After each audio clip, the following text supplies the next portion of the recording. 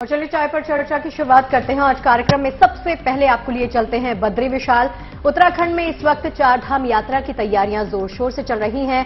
22 अप्रैल से यात्रा की शुरुआत यमुनोत्री और गंगोत्री धाम के साथ हो रही है और 25 अप्रैल को केदार धाम के कपाट खुल जाएंगे। 27 अप्रैल को बद्री विशाल के दर्शन हर श्रद्धालु कर पाएगा। बद्री विशाल के कपाट खुलने का समय करीब आ रहा है, लिहाजा तैयारियां जोरों पर हैं। भक्तों को कोई असुविधा न हो, इसके लिए व्यापक इंतजाम किए गए हैं और साथ ही बद्री विशाल के इर्द गिर्द कई निर्माण कार्य भी हो रहे हैं।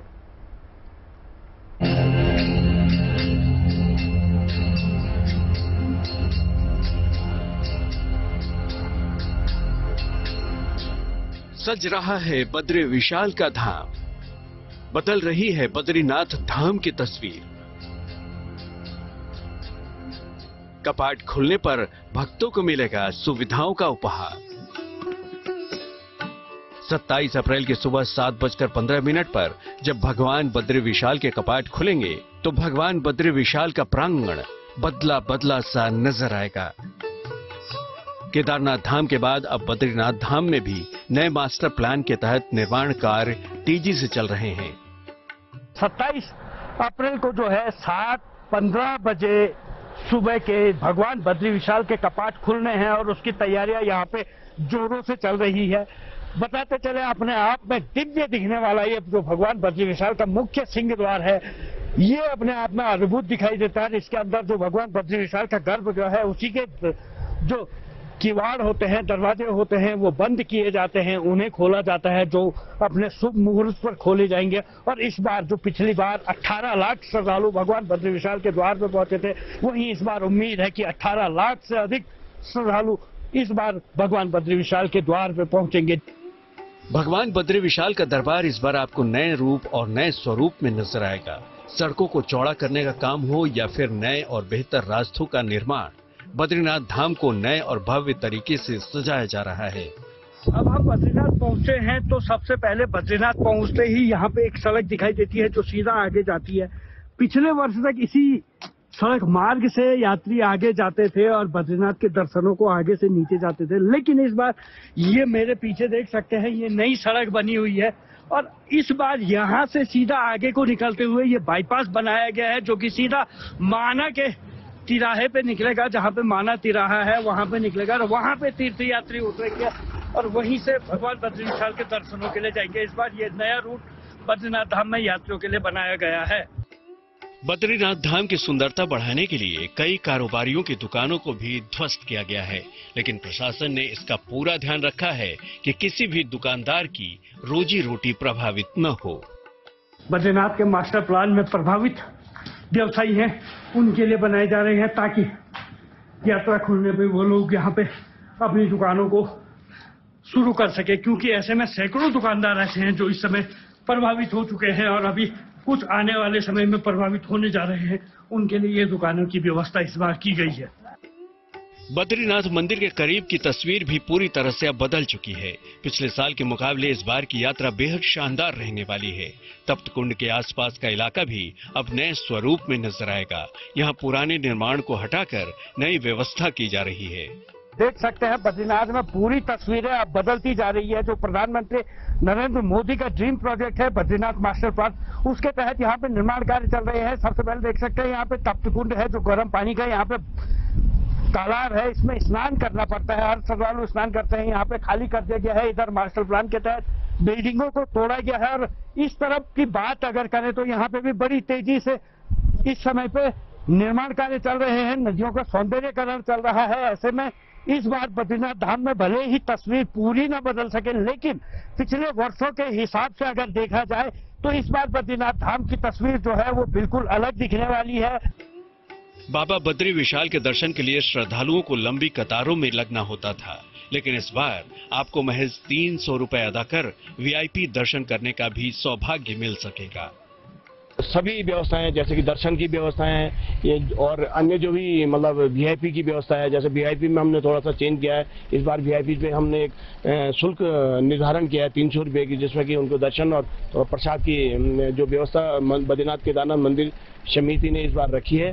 और सारी मतलब जो भी व्यवस्थाएं हम लोगों ने इस बार पूर्ण रूप से तैयारी के लिए बद्रीनाथ धाम के कायाकल्प का शुभारंभ शेष नेत्रहीन और बद्री झील के पुनर्निर्माण कार्य से हुई थी, जो अब लगभग पूरा हो चुका है और उम्मीद है कि यात्रा शुरू होने से पहले तमाम अधूरे कामों को निपटा लिया जाएगा और जब श्रद्धालु यहां पहुंचेंगे तो उन्हें पूरी सहूलियत के साथ भगवान के दर्शन हो सकेंगे।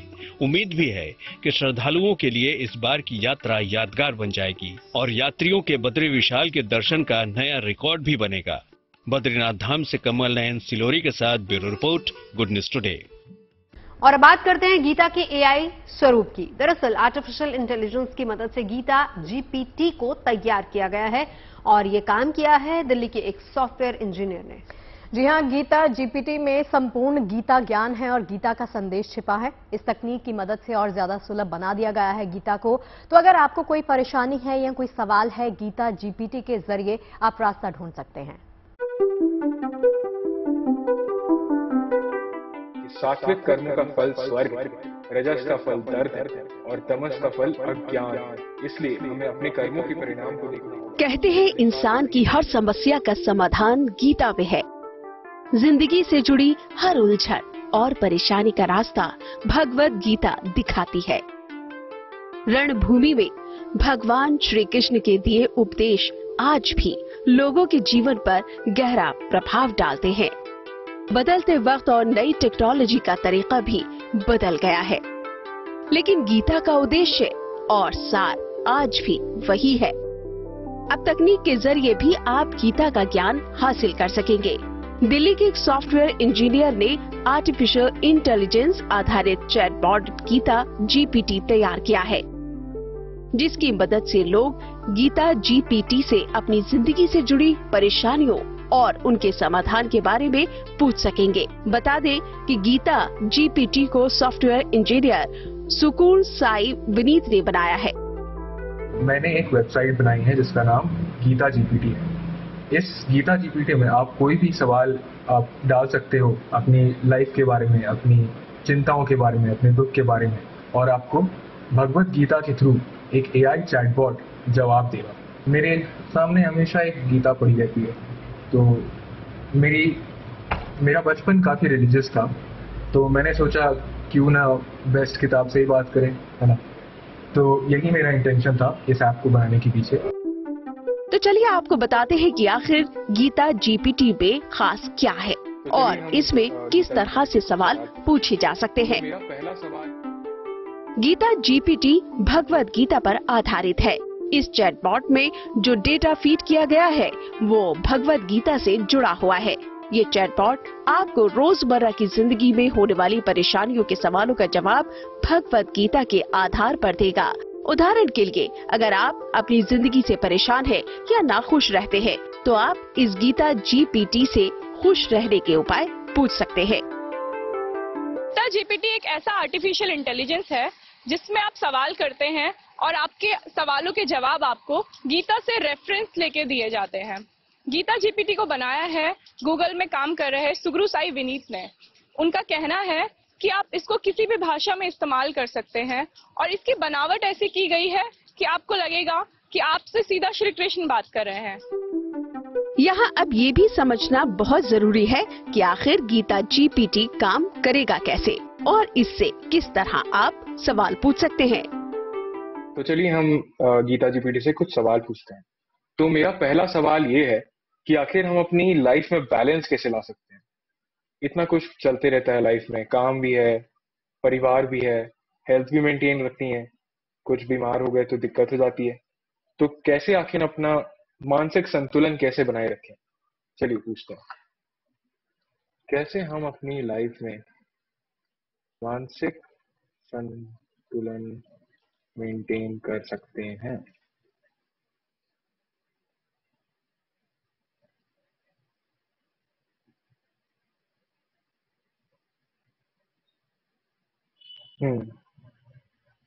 चलिए पढ़ते हैं। हम अपनी लाइफ में मानसिक संतुलन मेंटेन करने के लिए ध्यान रखते हुए भगवत गीता की शिक्षाओं का पालन करना चाहिए। हमको अपने मन में संतुलन बनाने के लिए आत्मा का ज्ञान जानना है और अपने विचार और कर्मों को संतुलित रखना है। हमें हमेशा अर्जुन की तरह सेरीन माइंडेड यानी मानसिकली संतुलित और फियरलेस रहना है। और ब्रह्मचारी की वाव भी कंट्रोल कर सकते हैं। हमें कृष्णा की तरह अपने आप के लिए सुप्रीम गोल बनाने की कोशिश करनी चाहिए कि परमात्मा से जुड़ सके हम। हमें अपने कर्मों के हमेशा परहेज रखना चाहिए, हमेशा धर्म का पालन करना चाहिए।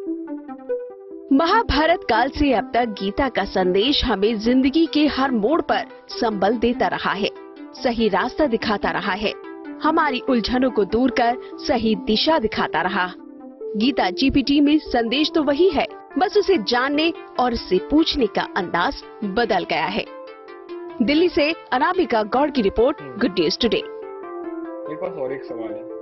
एक अच्छी खबर है गैजेट्स के शौकीनों के लिए। जैसा कि हमने आपको बताया कि देखिए एप्पल ने भारत में गैजेट्स प्रेमियों को ये बड़ा तोहफा दिया है। मुंबई के बांद्रा कुर्ला कॉम्प्लेक्स में भारत का पहला एप्पल स्टोर खुल गया है। उद्घाटन के पहले हालात ऐसे थे कि लोगों की भारी भीड़ स्टोर के बाहर उमड़ पड़ी थी। उद्घाटन के बाद भी ऐसे ही हालात थे, भीड़ ही भीड़ थी भाई। देखिए, स्टोर का उद्घाटन एप्पल के सीईओ टिम कुक ने किया। उन्होंने एप्पल स्टोर में खुद ग्राहकों का स्वागत किया। लोगों का भी उत्साह देखते ही बन रहा था।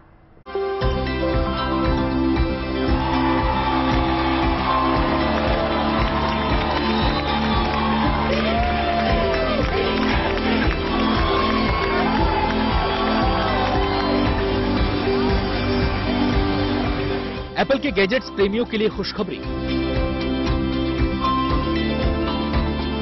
भारत में खुल गया है एप्पल का पहला शोरूम।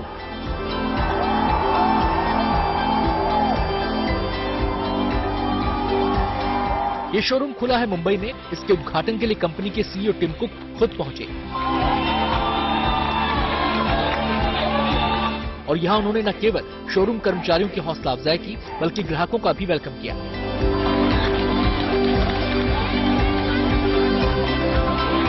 एप्पल के स्टोर खुलने की खबर ग्राहकों के लिए किसी सौगात से कम नहीं। यही वजह है कि उद्घाटन से पहले यहां ग्राहकों की भीड़ नजर आई।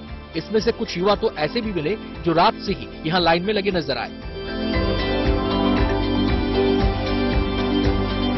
बहुत ज़्यादा एक्साइटेड हूँ। कल रात को 8 बजे से कैंपिंग कर रहा हूँ इधर, दोस्त लोग के साथ बैठा हूँ। ये हमारा एक दोस्त है जो राजस्थान से आया है, दूसरे दोस्त पुणे से आए हैं। ट्विटर पे मिले थे हम लोग और ट्विटर पे मिलने के बाद कॉन्वर्सेशन किया था कि इधर शाम को मिलेंगे। शाम को मिले, डिसाइड किया इधर ही बैठ के रात को पूरा एंजॉय करते हैं। एप्पल फैन बॉय का कीड़ा जाग गया, तो बस कल रात को 8 बजे से बैठे हैं।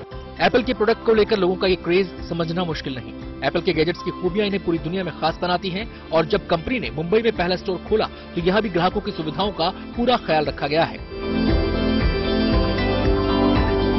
हिंदुस्तान का पहला एप्पल स्टोर है। अब आपको मैंने अंदर का तो थोड़ा सा मैं दिखा दूं। ऊपर ये जो वुडन टाइल्स हैं, ऐसे 4.5 लाख टाइल्स हैं जो दिल्ली से सोर्स किए गए हैं। और ये जो आप स्टोन देख रहे हैं, ये जो क्वारी स्टोन, ये भी राजस्थान से सोर्स किया गया है। तो there is a huge localization push. देखिए, आईफोन्स इंडिया में बन रहे हैं। उम्मीद है कि एयरपॉड्स, आईपैड्स, अलग अलग डिवाइसेस इंडिया में बनते रहे और जब ये यहां पे बनेंगे और यहां पे बिकेंगे तो ये चाइना से एक चाइना +1 स्ट्रैटेजी होगी, जहां चाइना से एप्पल थोड़ा दूर देखेगा और हिंदुस्तान की दिशा में देखेगा, क्योंकि दिस इज इंडियाज मोमेंट। ये एक बहुत ही अहम मोमेंट है इंडिया के लिए। यहाँ ग्राहकों को आईफोन के अलावा मैकबुक, स्मार्ट वॉच समेत वो तमाम गैजेट्स मिलेंगे जो ग्राहकों की पसंद हैं। एप्पल के अब 25 देशों में कुल 551 स्टोर हो गए हैं। दिल्ली के साकेत में एप्पल का एक और स्टोर 20 अप्रैल को खुलेगा, जिसके बाद पूरी दुनिया में एप्पल स्टोर की संख्या बढ़कर 552 हो जाएगी। इस स्टोर में 100 कर्मचारी हैं। इसमें भी आधी संख्या महिलाओं की रखी गई है और इस स्टोर को लीड करने वाली भी महिला ही होगी। कर्मचारियों का चुनाव भी इस ढंग से किया गया है कि 20 से ज्यादा भाषाओं में संवाद किया जा सके। एप्पल इससे पहले 2020 में अपनी ऑनलाइन सर्विस इंडिया में लॉन्च कर चुकी है, जहां एप्पल के प्रोडक्ट ऑनलाइन लिए जा सकते हैं। एप्पल के स्टोर ने लोगों की खुशी को और बढ़ा दिया है।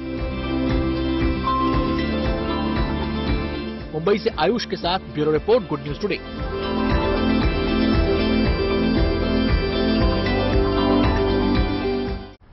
और बात अब कर लेते हैं बेटियों की, जो कि हर क्षेत्र में अपना लोहा मनवा रही हैं और ऐसी ही एक बेटी की कहानी अब हम आपको दिखाने जा रहे हैं। दरअसल ये कहानी है छत्तीसगढ़ के दुर्ग की, जहां पर एक बेटी की कामयाबी का शानदार जश्न मनाया गया है।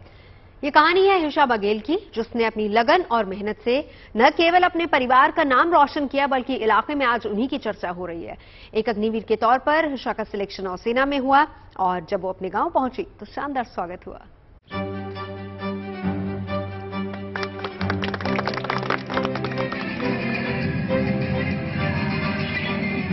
सेना की वर्दी में बिटिया नाम कमाकर लौटी तो स्वागत में पूरा गांव उमड़ पड़ा। दुर्ग जिले के बोरी गरका गांव की रहने वाली हिसा बघेल अग्निवीर योजना के तहत नौसेना में भर्ती हुई थी। 16 हफ्तों की कड़ी ट्रेनिंग के बाद जब वो अपने गांव पहुंची तो उन्हें लेने के लिए उनके दोस्त रेलवे स्टेशन पर पहुंच गए।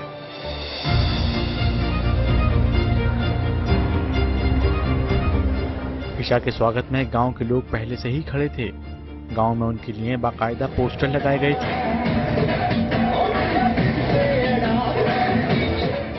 उनके गांव पहुंचते ही लोगों ने एक भव्य जुलूस निकाला। ये काफिला जहां जहां गया वहां फूलों की बारिश की गई। बड़े बुजुर्गों ने तिलक लगाया और खुशी में डीजे की धुन पर पूरे गांव ने डांस किया।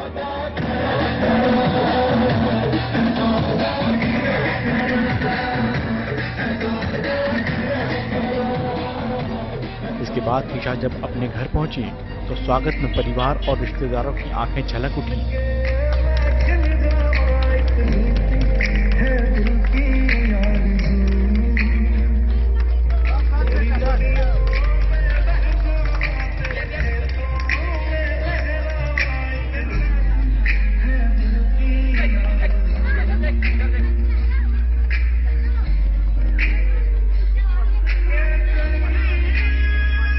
मां ने उनकी आरती उतारी। हिसा ने भी एक नौसैनिक के अंदाज में मां को सैल्यूट करके उन्हें शुक्रिया कहा और फिर मां ने अपनी बिटिया को गले लगा लिया।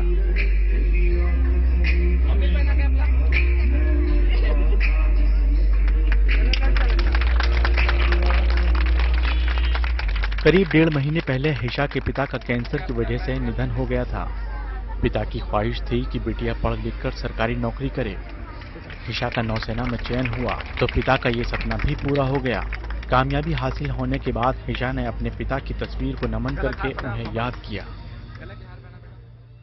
मैं अपनी दुर्गा जी के लिए एकमात्र लड़की हूँ जो अग्निवीर एसएसआर में नेशन के लिए अपने काम करने के लिए वहाँ पे पहुँची और मुझे गर्व होता है कि मैं अपने डिस्ट्रिक्ट से अकेली लड़की हूँ और मैं बाकी लड़कियों को भी इंस्पिरेशन करना चाहती हूँ कि वो भी मेरी तरह आगे बढ़े और नेशन में अपना नाम, अपने जिले का नाम रोशन करे।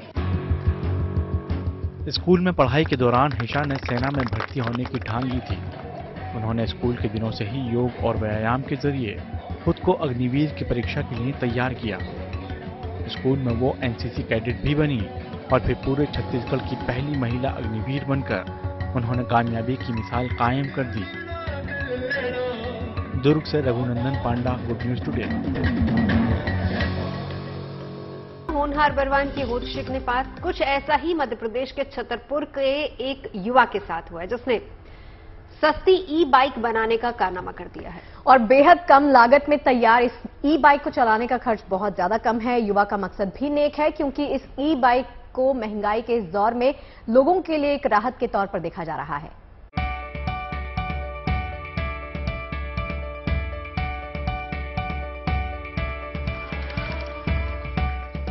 20 साल के आदित्य का ये वो आविष्कार है जो आपकी जेब में पैसे और कलेजे को ठंडक देने वाला है। महंगे पेट्रोल और महंगी ई गाड़ियों के मुकाबले ये साइकिल केवल 10 पैसे का खर्च आपसे 1 किलोमीटर के सफर का मांगेगी। हालांकि ये इस साइकिल का शुरुआती डिजाइन है। इसमें अभी और भी मॉडिफिकेशन यानी बदलाव किया जाना है, जिसके बाद ये साइकिल बाजार में आने वाली है। आदित्य शिवहरे मध्य प्रदेश के छतरपुर के रहने वाले हैं। अपने इस आविष्कार की बदौलत फिलहाल सुर्खियों में हैं। बकौल आदित्य वो शुरू से ही मशीनों से प्रेम करते आए हैं। उन्होंने ऐसी कई चीजें कम उम्र में ही बना डाली हैं, जिससे न केवल उनकी पहचान बनी बल्कि इसके लिए उन्हें सम्मान और पुरस्कार भी मिले हैं। मतलब बिजली से चलने वाली चीज थी, उसे देखने में बड़ा शौक था। मशीनें कैसे काम करती है, कैसे वर्क कर रही हैं, इसके पीछे क्या सिद्धांत है, इस चीज का बहुत शौक था। तो फिर मैंने 14 साल की उम्र में एक जनरेटर बनाया था, डीसी जनरेटर, जिससे मुझे स्कूल से अवार्ड भी मिला था। और फिर उसके बाद मैंने 15 साल की उम्र में जेट इंजन बनाया था, उसके लिए मुझे अवार्ड मिला था।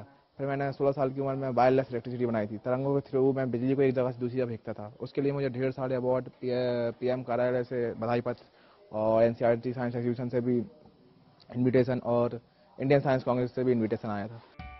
आदित्य की जिज्ञासु प्रवृत्ति ने उन्हें आज दूसरे बच्चों से अलग लाकर खड़ा कर दिया है। आदित्य बताते हैं कि जब दूसरे लोग खेलने कूदने में लगे रहते थे तो मेरा मन मशीनों की तरफ भागता था। यही वजह है कि उन्होंने अपने इस प्रोडक्ट का नाम खुद के नाम पर कर दिया है।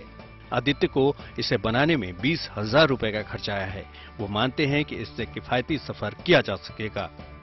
लोगों को मीन्स अभी जो पेट्रोल की बाइक है वो 2 रुपए किलोमीटर चलती है और ये 10 पैसे किलोमीटर चलती है, तो ये सीधे 10 गुना पैसों में इनका बचत होगी। उनकी जो पेट्रोल में पैसा लगता है वो पैसे की बचत होगी और अपना पर्यावरण को प्रदूषण भी नहीं होगा। और सबसे बड़ी प्रॉब्लम जो इलेक्ट्रिक बाइक है अब मार्केट में बहुत महंगी है, मीन्स 1 लाख 1.5 लाख, जो आम लोग की बजट से बाहर है। तो मैं जनता के लिए ऐसी इलेक्ट्रिक बाइक बनाना चाहता हूँ जो हर कोई ले सके और किसी को उसके बारे में लेने से पहले सोचना ना पड़े। आदित्य चाहते हैं कि उन्हें इस बाइक को आगे बढ़ाने के लिए सरकार की तरफ से भी मदद मिले ताकि वो इसे आम लोगों तक पहुंचा सके। आदित्य को अपने जिस आविष्कार पर प्रधानमंत्री कार्यालय से तारीफ मिल चुकी है, अब जरा उसके बारे में उनके मां के सरल शब्दों से समझने की कोशिश करिए। इसने एक आविष्कार किया था, तो जब मैं छत पे जाती थी तो तार लपेटता पाइप में मिलता, तो मैंने क्या बना रहे हो भैया? इसने बोला मम्मी हम लाइट का आविष्कार कर रहे हैं बगैर वायर के, जो आदमी करंट से खत्म होते हैं, छोटे छोटे बच्चे करंट में चिपक जाते हैं तार से, हम तार को खत्म करना चाहते हैं। इसने वायरलेस और शॉकलेस का आविष्कार किया था आज 3 साल पहले। आदित्य जैसे युवा बदलते भारत की पहचान बन रहे हैं। सही मायनों में मेक इन इंडिया और आत्मनिर्भर भारत का सपना पूरा कर रहे हैं, जिसमें तकनीकी और हुनर की बदौलत अब दुनिया के दूसरे देशों को हमने पीछे छोड़ना शुरू कर दिया है। Bureau report, good news today. Allahabad उच्च न्यायालय की लखनऊ पीठ ने पार्किंग को लेकर सख्त रुख अपनाया है और लखनऊ नगर निगम को ये निर्देश दिया है कि वो अपनी नगर पालिका सीमा में दुकानदारों या फिर मॉल मालिकों या फिर किसी के द्वारा चलाए जा रहे अवैध पार्किंग स्थलों का सर्वे करे।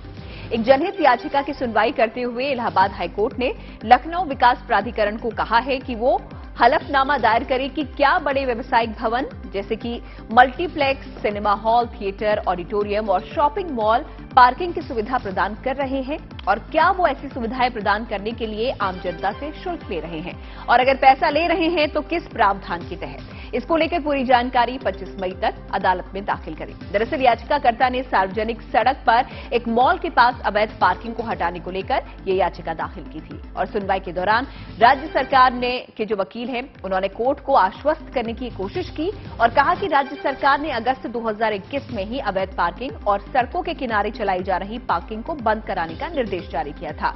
यही नहीं, राज्य सरकार ने यह भी निर्देश जारी किया कि जिन पार्किंग क्षेत्रों में शेड, पानी की निकासी और शौचालय जैसी नागरिक सुविधाएं उपलब्ध नहीं है उन्हें भी रद्द किया जाना चाहिए। और चलिए अब बात तकनीक और मनोरंजन के सफर की कर लेते हैं। अंतरिक्ष में शूट की गई पहली फिल्म द चैलेंज रिलीज के लिए तैयार है। 20 अप्रैल को यह ऐतिहासिक फिल्म रूस और सर्बिया में रिलीज होने जा रही है। ये दुनिया की पहली फीचर लेंथ फिल्म है जिसकी शूटिंग अंतरिक्ष में की गई है। अक्टूबर 2021 में इसकी स्पेस में शूटिंग हुई थी और अब ये फिल्म दर्शकों को सिल्वर स्क्रीन पर अंतरिक्ष का अनुभव कराने के लिए तैयार है। अंतरिक्ष की दुनिया किसी रोमांच से कम नहीं और ऐसी ही रोमांचक दुनिया में इंसानी हसरतों को नया मुकाम दिलाने वाली पहली फिल्म रिलीज को तैयार है।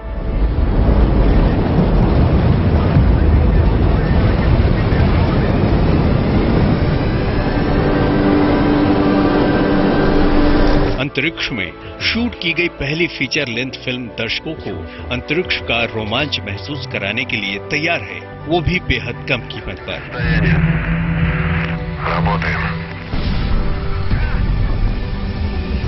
सोमवार को रूस में द चैलेंज फिल्म अनवील की गई।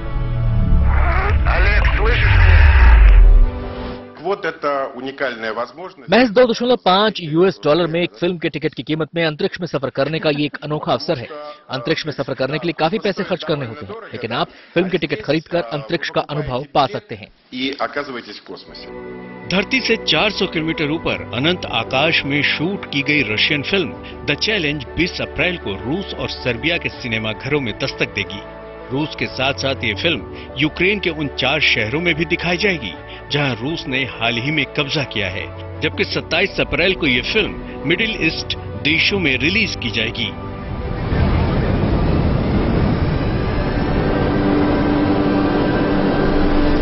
इस प्रोजेक्ट की शुरुआत हुई थी 2021 में। रूसी एक्ट्रेस यूलिया पेरेसिल्ड और डायरेक्टर क्लिम शिपेंको ने अंतरिक्ष यात्री एंटोन शकाप्लेरोव के साथ 5 अक्टूबर को कजाकिस्तान के बैकोनूर कोस्मोड्रोम से इंटरनेशनल स्पेस स्टेशन के लिए उड़ान भरी थी। ये फिल्म एक महिला कार्डियक सर्जन जीनिया के बारे में है। जीनिया डॉक्टरों की एक टीम का हिस्सा है और उसे एक अंतरिक्ष यात्री की जान बचाने के लिए स्पेस स्टेशन में भेजा जाता है। क्या वो अपने मकसद में कामयाब हो पाती है, यही फिल्म में दिखाया गया है। अंतरिक्ष में रूसी फिल्म की शूटिंग ने हॉलीवुड के दिग्गज एक्टर टॉम क्रूज को भी पीछे छोड़ दिया है, जिन्होंने 2020 में नासा और एलन मस्क की कंपनी स्पेस एक्स के साथ मिलकर एक फिल्म के अंतरिक्ष में शूटिंग की घोषणा की थी। लेकिन अमेरिकी चुनौतियों को पीछे छोड़ते हुए रूसी चैलेंज ने बाजी मार ली और बस 2 दिन बाद रूसी फिल्म द चैलेंज अंतरिक्ष के रोमांच को लेकर सिल्वर स्क्रीन पर दस्तक देने के लिए तैयार है। Bureau report, good news today. चलिए, तो हमारी आज की चाय में अभी बस इतना ही। गर्मी बहुत है, इसलिए अपना बहुत ख्याल रखिए। वैसे हम ऑप्शन भी दे देते हैं, आइस टी का भी तो ऑप्शन है शगुफ्ता। क्यों? बहुत सारे ऑप्शन है भाई। देखिए, वैसे तो कहते हैं ना कि गर्मी ही गर्मी को मारती है, तो गर्मी में गर्मा गर्म चाय हमारी तरह पीते रहिए और अपने आप को कूल करने के लिए हमारी खबरें तो हैं ही। देखिए, अच्छी सेहत के लिए चाय और अच्छे मस्तिष्क के लिए अच्छी खबरें जो हम आपको देते हैं, हमारे साथ इस चाय पर आपको मिलती है।